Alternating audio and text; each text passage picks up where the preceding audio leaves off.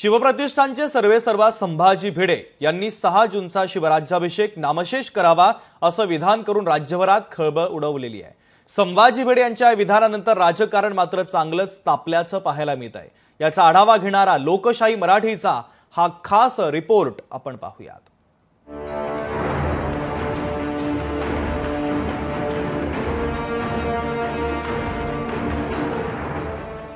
संभाजी भिडेंचं पुन्हा वादग्रस्त विधान। शिवराज्याभिषेकाबद्दल काय बोलले भिडे? भिडेंच्या विधानानंतर वातावरण तापलं। संभाजी भिडे शिवप्रतिष्ठान हिंदुस्थानचे सर्वेसर्वा, त्यांनी केलेल्या विधानानं नव्या वादाला तोंड फुटलंय। 6 जूनचा शिवराज्याभिषेक नामशेष करावा असं वादग्रस्त विधान संभाजी भिडे यांनी केलं। भिडे एवढ्यावरच थांबले नाही तर त्यांनी तिथीप्रमाणे छत्रपती शिवाजी महाराज यांचे सर्व कार्यक्रम पार पडले पाहिजेत असं म्हणत रायगडावरील वाघ्या कुत्र्याचा पुतळा काढायला नको, या कुत्र्याचं राजकारण करू नये असंही भिडेंनी म्हटलंय। यापूर्वी देखील संभाजी भिडे यांनी केलेली अनेक विधानं वादग्रस्त ठरली। आता शिवराज्याभिषेक दिनाच्या संदर्भात केलेल्या विधानानं संभाजी भिडे पुन्हा एकदा चर्चेत आलेले आहेत। 6 जूनला करण्याची पद्धत एकदम नामशेष केली पाहिजे।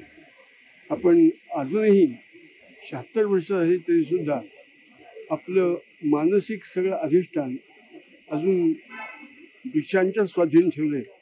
तिथीप्रमाणे महाराजांचा राज्याभिषेक झाला, तिथीप्रमाणेच त्याचा स्मरण दिन किंवा वाढदिवस व्हायला पाहिजे। 6 जून बंद केलं पाहिजे। यानंतर राष्ट्रवादी शरदचंद्र पवार पक्षाचे प्रदेश अध्यक्ष जयंत पाटील यांनी संभाजी भिडेंच्या विधानाचा खरपूस समाचार घेतला। छत्रपती शिवाजी महाराज यांचा महाराष्ट्रातील जनतेला अभिमान आहे। इतिहास जो आम्ही लहानपणापासून बघतो तो मोडीत काढायचा आणि नवीन व्यवस्था निर्माण करण्याचा असा प्रयत्न काही लोक करतायत। वाईट वाटत असेल तर त्यांची दृष्टी तपासली पाहिजे असं जयंत पाटलांनी म्हटलेलं आहे। इतिहास जो आम्ही लहानपणापासून शिकलो तो मोडून काढायचा आणि नवी व्यवस्था निर्माण करायची असा प्रयत्न काही लोक करतात।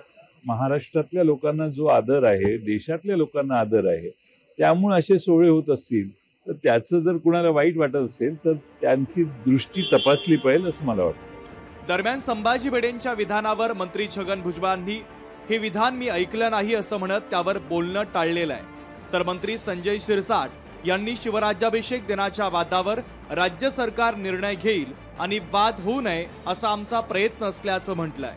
तर अंबादास दानवेंनी वाघ्या कुत्र्याविषयी इतिहास संशोधकांनीच निर्णय घेतला पाहिजे, संभाजी भिडे यांना निर्णय घेण्याची काही गरज नाही असं म्हणत जोरदार प्रत्युत्तर दिलंय। 6 जूनचा शिवराज्याभिषेक सोहळा कायमस्वरूपी बंद करायला पाहिजे। की रायगडावरची वाघ्या कुत्र्याची समाधी आहे ती काढू नये। जे त्याच्यावर टीका करतात त्यांची उंची नाही आहे ती बोलणं। पुढे ऐकलं नाही। मला वाटतं यामध्ये दरवेळेला वाद निर्माण जे होत आहेत त्यावर सरकार गांभीर्याने विचारही करते, त्यावर मुख्यमंत्री निर्णय घेतील, परंतु असे वाद होऊ नयेत अशी आमची मागणी सुद्धा आहे। इतिहास असेल, भूगोल असेल, याच्यातून प्रतीत होत असतात, तारखा काही त्याच्यातून प्रतीत होत नसतात। या भूमिकेविषयी आमचा काही मला वाटतं वाद असेल काय ना, परंतु वाघ्या कुत्र्याच्या विषयी जे काय असेल ते इतिहास संशोधकांनीच निर्णय घेतला पाहिजे। मी त्या संभाजी भिडेंनी कोणी निर्णय घेण्याची गरज नाही।